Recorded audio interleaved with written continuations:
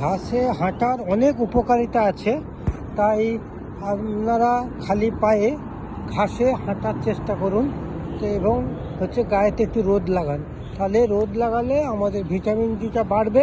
আর যদি আমরা ঘাসের উপরে খালি পায়ে হাঁটছি আর কি, আমরা যেখানে থাকি সেখানে যদি ঘাস থাকে বা অন্য জায়গাতে গিয়েও একটু ঘাসের উপরে আমরা যদি হাঁটি, তাহলে আমরা অনেক রোগ থেকে আমরা দূরে থাকতে পারবো আর কি। তো আর ঘাসে হাঁটলে আমাদের ব্রেন ফাংশন ভালো হবে, হার্ট ফাংশন ভালো হবে, নার্ভ ফাংশন ভালো হবে।